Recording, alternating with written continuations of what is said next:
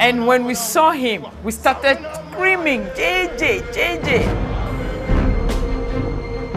That a coup will not succeed if the atmosphere, the climate is not calling for it. He told Ghanaians, I have hard work for you. Christianize me if you may, but don't try to Europeanize me.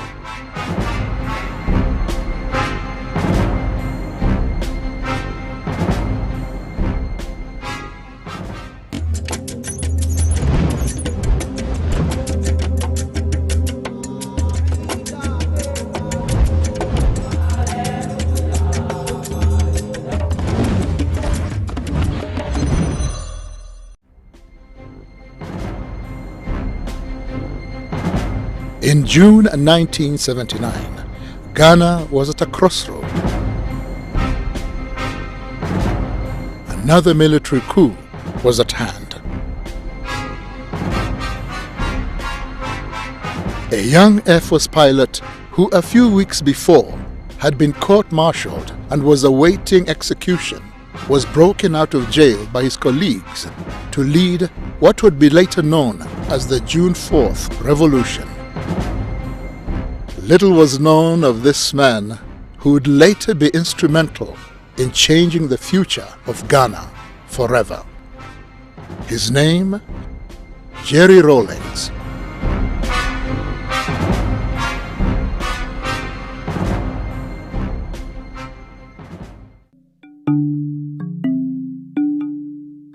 Jerry Rawlings was born in Accra, Ghana, on the 22nd of June 1947 to his mother Victoria Abok-Chui and his Scottish father James Ramsey.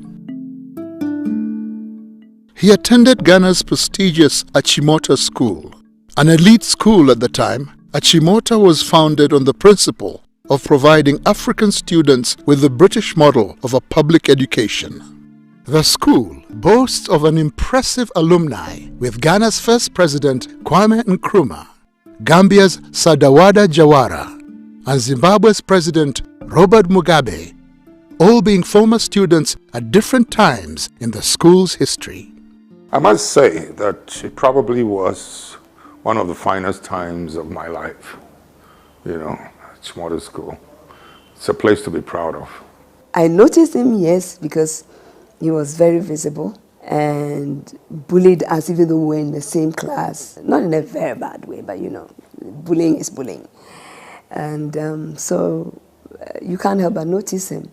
But I never thought that we'll come this far. By collective effort, that the nation's problems can be solved. Before his fame as a revolutionary, Jerry Rawlings was unknown to most of Ghana.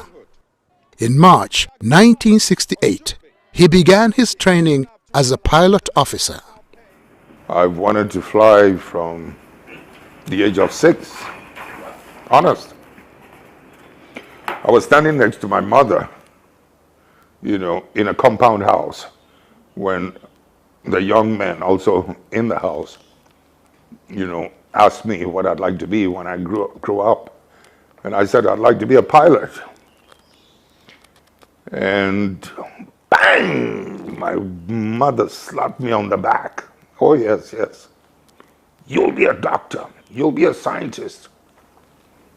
I mean, the whole house, the compound became quiet, shocked at what had just happened. I never gave up my dream. He graduated in January 1969 and was commissioned a pilot officer. And because of his exceptional skill, he won the coveted Speed Bird Trophy. The Speed Bird Trophy went to Lieutenant J.J. Rawlings for being the best Air Force cadet of the flying training school. I won the Speed Bird Trophy. In those days, we didn't have televisions. You know, we had what they call the newsreels in movie houses. But my mother was not interested. He earned the rank of flight lieutenant in April of 1978. The early years of independence in Ghana were filled with great hope for the future, with the country's first president Kwame Nkrumah's leadership. set to catapult Ghana into a new era. But over the years, Nkrumah's regime became less accommodating and declared the nation a one-party state. While on a state visit to Vietnam and China in 1966, Nkrumah was deposed from power in a coup. I was at school. So how did the people around him, how did they conduct or misconduct themselves in such a way as to bring so much hatred to Dr. Kwame Nkrumah? What followed was a period of military coups, failed civilian governments that left the people dissatisfied. Widespread corruption made life difficult for the people of Ghana. This led to growing anger and resentment. Ghana then, everything was monopolized. I remember our basic food like beans and gari was only sold. I remember at that time Malata was sold by one woman. One, believe you me, one person was selling that, only one. There was no soap. Just bathing soap, there was none. Toothpaste, there was none. Nothing. No food. And we got to know that Ghana was almost just getting to a ground. But the point is that we have set the example. We have shown that we're capable of doing it. Jerry Rawlings came into the public eye when on the 28th of May 1979, Rawlings, together with 6 other soldiers, were arrested by the militia for an attempted coup d'etat on the government of General Fred Akufo. Rawlings appeared before a general court-martial charged with leading a squad of soldiers on the 15th of May 1979. I keep describing it as turning on the gas in a kitchen. That's how volatile it was. From a distance, all you needed to do was to ignite a match and throw it inside. And that's what I could have done in 79, 15th May. I was praying for the best. I also knew exactly what was going on in the country and knew that he had taken the flag for all of us. Therefore, if he had to die for his conviction, I knew he would prefer to do that. He was found guilty and awaiting execution. The trial was a public one that was meant to deter any future coups and was broadcast for all of Ghana to see and hear. They were, they were trading some things amongst themselves, the prosecution and the lawyers and whatnots, and severally and whatnots, those terms they use. So I got up and grabbed the microphone, said, I don't understand these terms and all that's going on, neither do my boys. And I'm just here, and I'm taking responsibility for everything that's happened, and to leave my men alone. But I wanted to make sure that they hear what I have to say first. He made an unforgettable speech in court and said, I am not an expert in economics, and I am not an expert in law, but I am an expert in working on an empty stomach, wondering when and where the next meal will come from. I know what it feels like going to bed with a headache for want of food in the stomach. He was an embodiment of the reaction, the disappointment, the great disappointment of the people of Ghana. Instead, the name Rawlings became the symbol of hope and deliverance for the people of Ghana. On the 4th of June of that same year, a mutiny by officers in support of his cause broke him out of jail, sparking the revolution. So what would that leave? Yao Graham was in university then and remembers the mood of the time. It was in the middle of this split national mood that Jerry Rawlings was arrested and reported as somebody who was planning to clean up the mess by overthrowing these people. Now it's important to understand this because He didn't say anything. The prosecution said this was what it was about. But such was the mood that people identified, that actually this guy is saying exactly the way we are all feeling. So he became a hero on account of the honesty of the prosecution. 1979, I was almost 10 years. If I recollect, that June 4th, when we heard that something had happened, I think it was on the news. That's the first time you know that something is going on. They start playing Ghana national anthem. So we knew that another person had taken charge of the country. But who, they were not really sure. Some people went and spied and realized that when he alighted from the helicopter, the men picked him up. And when we saw him, we started screaming, JJ, JJ. And my dad would shake his head and say, wow, we are in trouble and our kids are hailing this man. When you consider, the difficulties, the shock effect that June 4th should have had on us, should have woken us up.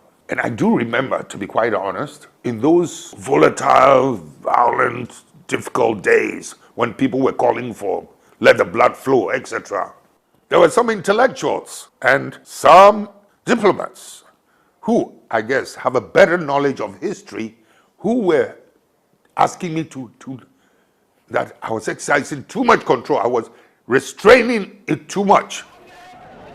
Jerry Rawlings and his soldiers formed the Armed Forces Revolutionary Council, AFRC. I didn't expect to be here. Later, the AFRC carried out what Rawlings described as a house cleaning exercise. This was basically the identifying of leaders that were deemed corrupt. The leaders were either sentenced to prison for their crimes or in some cases executed by the AFRC. 3 months later, on 24th September 1979, the AFRC allowed Hila Liman to head Ghana and the People's National Party, PNP. However, Hila Liman's presidency was short-lived.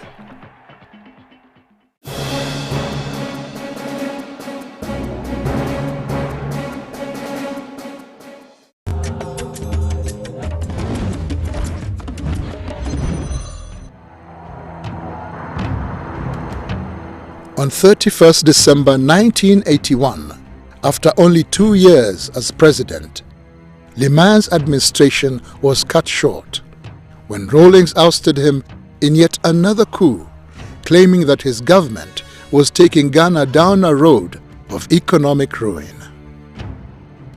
But it was his second coming, as we call it here, the 1981 coup d'etat, that then made him the figure that he is today. That was when people encountered him directly or indirectly.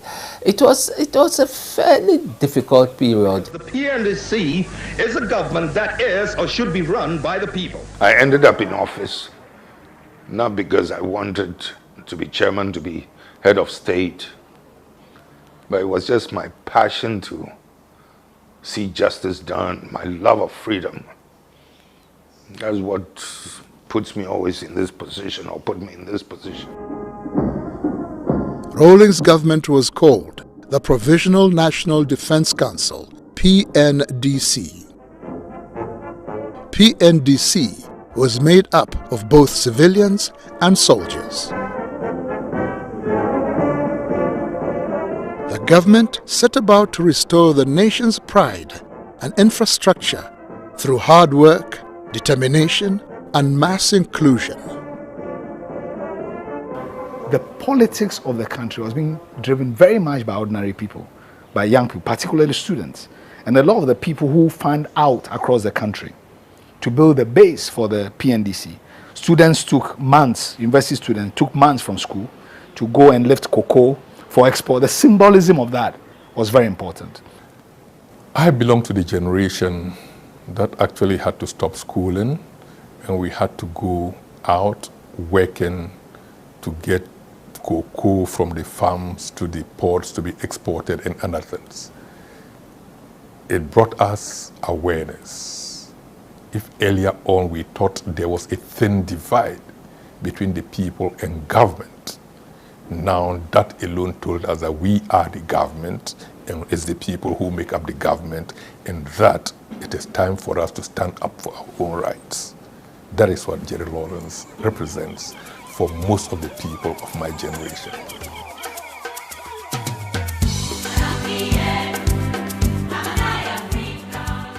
A hands-on leader, Rawlings ensured the rebuilding of Ghana would be shared by all.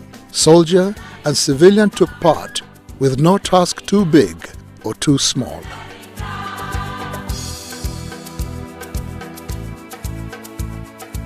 His passion is the underdog not being maltreated or mistreated. And looking at a situation where if we have, let's say, 6 million Ghanaians, he wants to bring all 6 million Ghanaians to a certain level of livelihood. I know him to be a passionate man. He wants things done immediately. I always say Kwame Nkrumah always wants things done yesterday. And Rawlings wanted things done immediately, quick. They have that one in common. He's the type who does not mind getting his hand dirty. He'll be passing here and maybe we are doing a cleanup. He'll come and join us. He'll just get and come and join you. He doesn't see himself as being above people. I remember one of the pictures. He was at Ashiama, cleaning gutter, and people were standing there folding their hands and looking at him inside the gutter. Your president. The young government was beginning to change the face of Ghana, but the economic reforms challenge they faced was one that caused Rawlings' rule to change drastically. I remember in 1983, before the budget was presented, that budget devalued Ghana's currency from 2.75 cedis to the dollar to 29 cedis to the dollar. Previous governments have been overthrown for much smaller devaluations. The long-term effect of these economic policies has been to worsen inequality.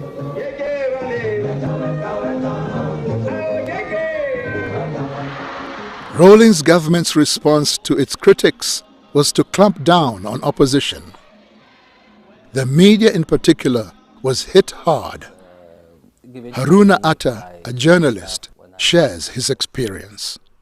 Those were what one would describe as the bad old days when journalists were under siege, sort of. At that time, he was very much seen as the dictator, like the quintessential African dictator. Rawlings and his government had to instill measures that before would seem to be a compromise of their status quo, dealing with the West.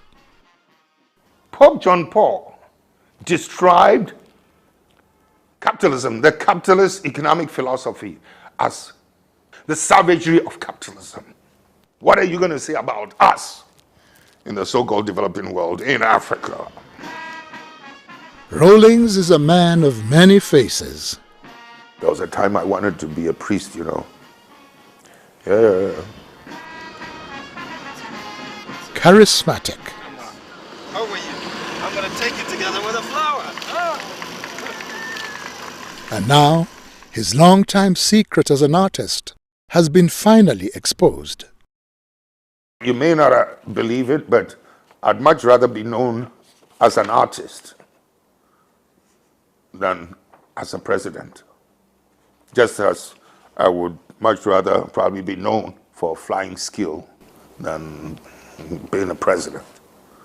Maybe it's because through this you can see my power of observation, my sense of precision, my striving for excellence. I don't know where you found this, but the point is I've kept quiet about this thing because I haven't done my wife's portrait yet, you know. If I'd done my wife's portrait also, I would have felt good about, displaying this. A family man, he is married to Dr. Nana Ajeman Rawlings, his childhood sweetheart. He doesn't remember. I remember the first place I met him in primary school at a school called Mrs. Sam's School.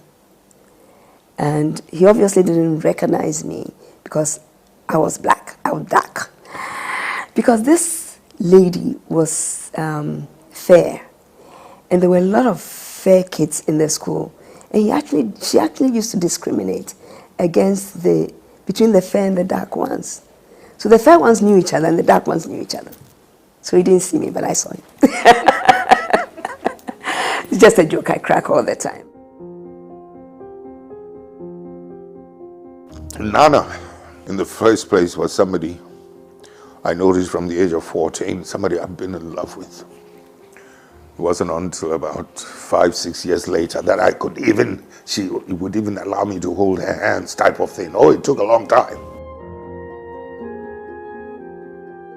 Together, they have 4 children: Ezanata, Amina, Ya Asentwa, and the only son, Kimathi Rawlings.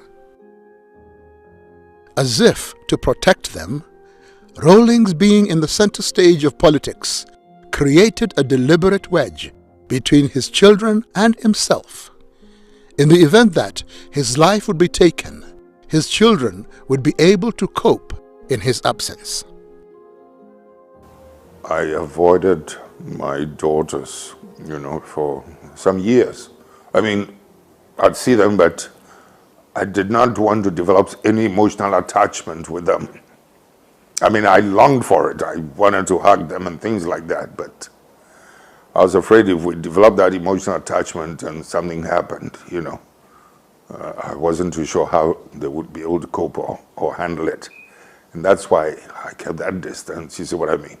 Deliberately, because of the reason I just gave. There was not a good balance in terms of family and work. So I had to be mother and father to them almost throughout their life till they were adults. Yeah.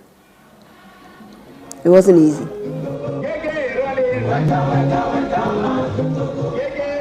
He is also famous for being stubborn. In being stubborn, mind you, while I was in high office as chairman of the PNDC within the revolution or head of state, my stubbornness did not translate itself into stopping our people from doing something that I felt would hurt us. One would sometimes allow it in order not to break the growing confidence in our people. They sometimes needed to make a mistake. My stubbornness did not stand in the way. In the early 1990s, the African continent began to experience a new wave of political structure, the return of multi-party politics. Much like the 1960s, as country after country gained independence from colonial powers, now the people wanted more. Rawlings, always able to read the mood of the people, was quick to embrace it, changing his government from military to civilian. He did not fight against it, but he did say that though he personally did not believe in multi-party politics, but if that's what Ghanaians want, they would have it. So the constitution was written, and from 1992 to the present, we've had one of the most stable democracies in Africa. As required by the constitutional mandate, Rawlings' term of office ended in 2001 and was succeeded by John Kufuor, his main political rival. People like to make all kinds of claims about Rawlings, that he didn't want to hand over. Absolute rubbish. I will use this occasion to tell them something that they never imagined.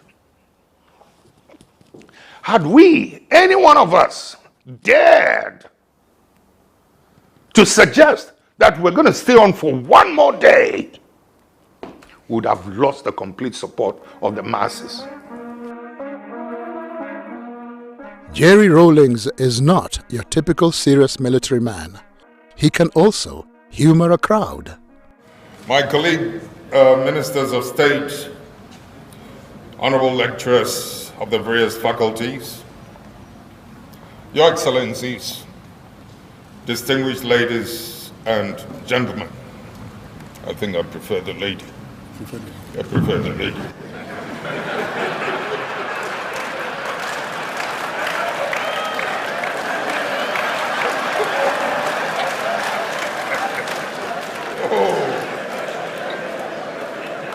I mean, this little warmth you want to enjoy, he wants to come up.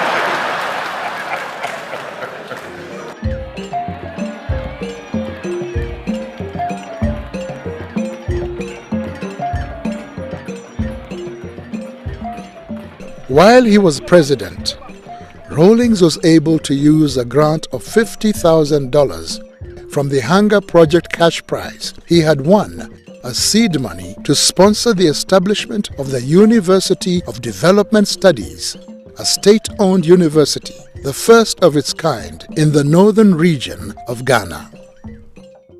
Before UDS was cited, people who attained higher education, most of them had to travel for 2 days in order to get to school. That tells you how desperate it was for people in the north to get educated.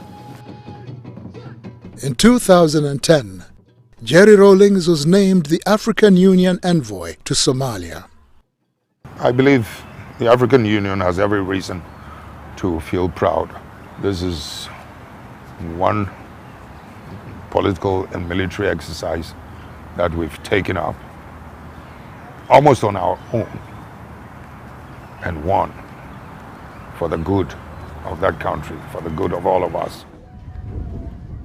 During his time as envoy, Somalia, as well as other parts of Northeast Africa, experienced a catastrophic famine that the world called an emergency. Jerry Rawlings was on the ground to see the results of the famine and was deeply moved at the sorry state of the mothers and children he met. In an interview with CNN, Rawlings shared his distressful experience. When you look at the resilience, the fortitude, the strength in these mothers, you know, holding onto these feeble, fragile children, as sorry as you feel for them, you cannot help but also admire, you know, their sense of courage and determination. I mean, let's do what we can. You're clearly moved by what you saw.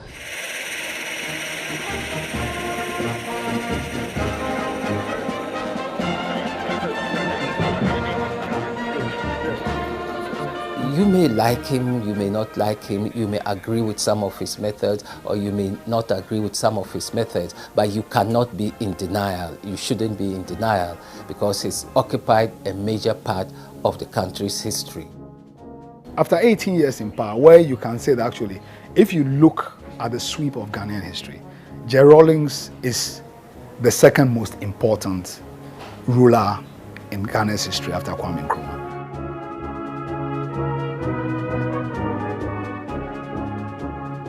Nelson Mandela once said, "When a man has done what he considers to be his duty to his people and his country, he can rest in peace." This, perhaps, is the case of the boy who had a dream to fly, and to fly he did, but he also became president. John Jerry Rawlings, the man who came, saw, and conquered.